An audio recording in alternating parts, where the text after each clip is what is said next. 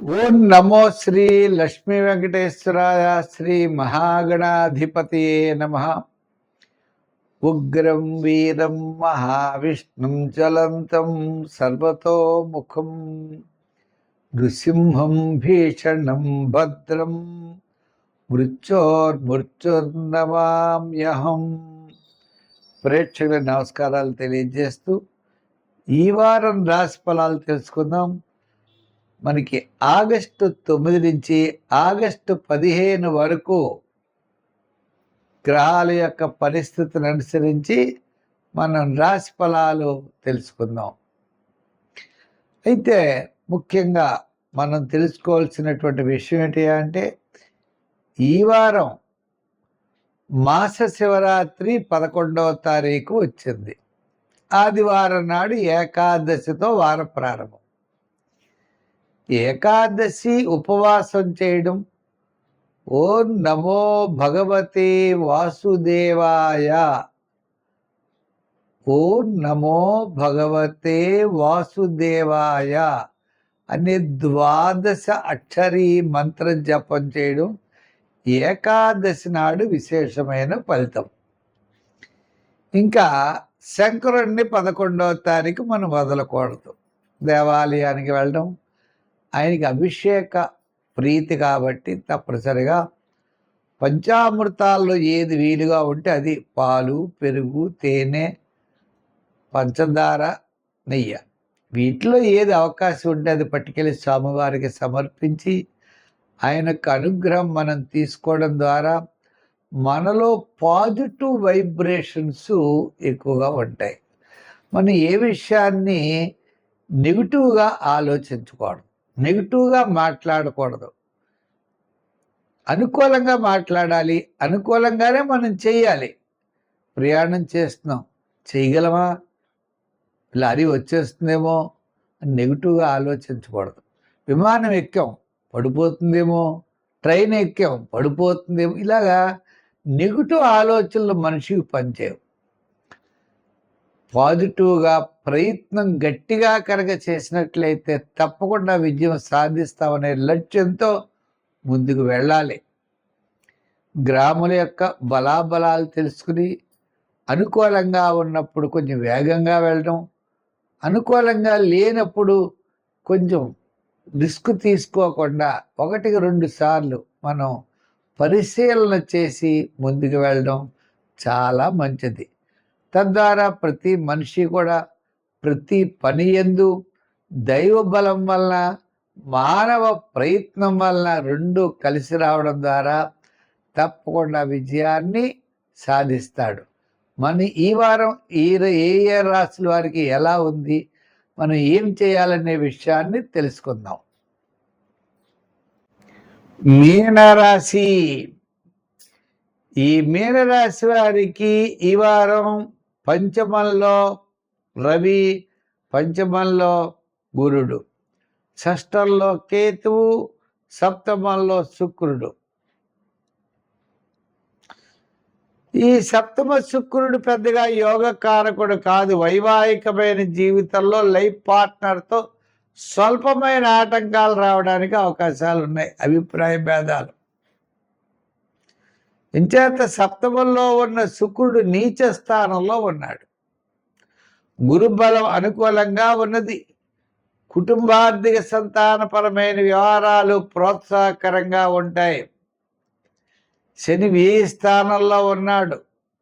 చికాకు, అసంతృప్తి, సమస్యలు, ప్రతి పని కూడా సమస్యలు ఇవన్నీ ఉంటాయి. స్వల్పమైన ఆటంకాలు ఉంటాయి, అసంతృప్తి ఉంటుంది.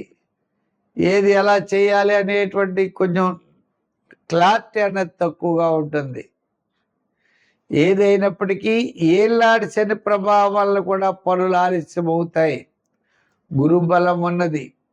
అయితే ఈ రాశి వారికి షష్టంలో చంద్రుడు, సప్తమ చంద్రుడు అంటే సోమ మంగళవారాలు, బుధ గురువారాలు యోగదాయకంగా ఉంటుంది.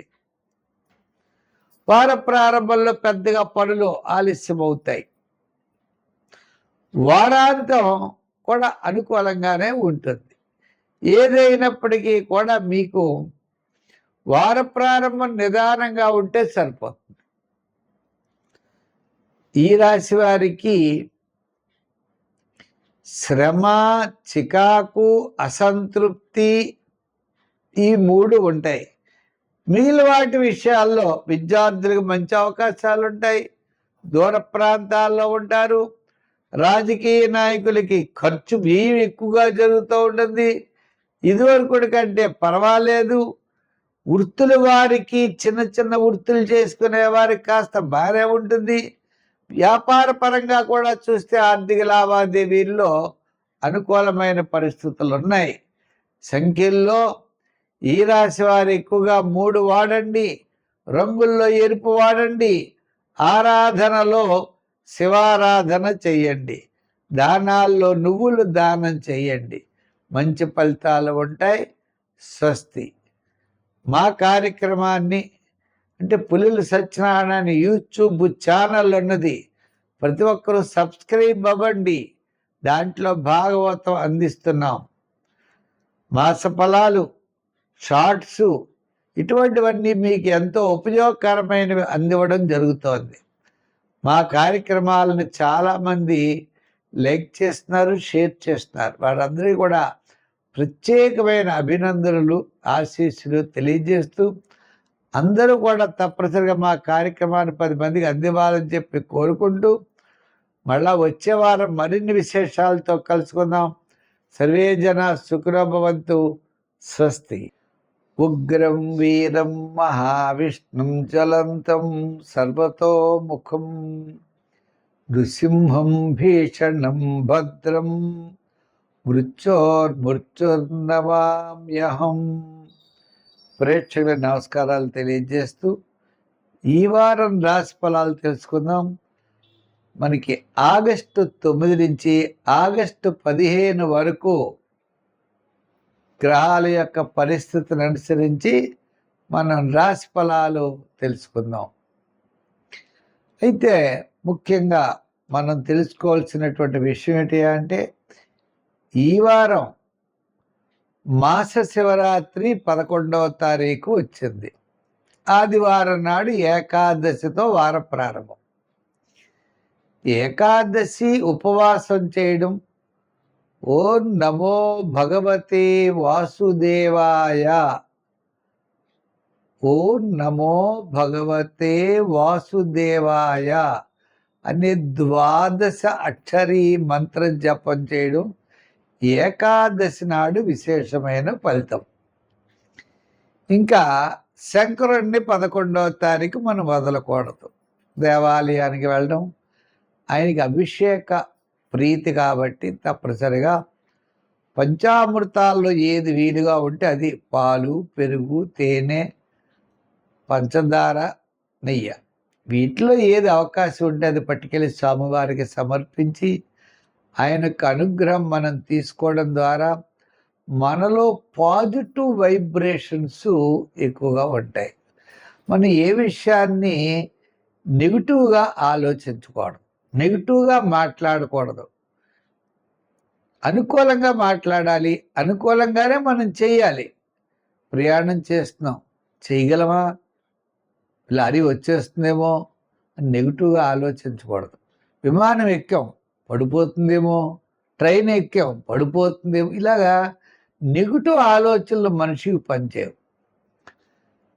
పాజిటివ్గా ప్రయత్నం గట్టిగా కనుక చేసినట్లయితే తప్పకుండా విజయం సాధిస్తామనే లక్ష్యంతో ముందుకు వెళ్ళాలి. గ్రాముల యొక్క బలాబలాలు తెలుసుకుని అనుకూలంగా ఉన్నప్పుడు కొంచెం వేగంగా వెళ్ళడం, అనుకూలంగా లేనప్పుడు కొంచెం రిస్క్ తీసుకోకుండా 1-2 సార్లు మనం పరిశీలన చేసి ముందుకు వెళ్ళడం చాలా మంచిది. తద్వారా ప్రతి మనిషి కూడా ప్రతి పని యందు దైవ బలం వలన, మానవ ప్రయత్నం వలన 2 కలిసి రావడం ద్వారా తప్పకుండా విజయాన్ని సాధిస్తాడు. మన ఈ వారం ఏ రాశుల వారికి ఎలా ఉంది, మనం ఏం చేయాలనే విషయాన్ని తెలుసుకుందాం.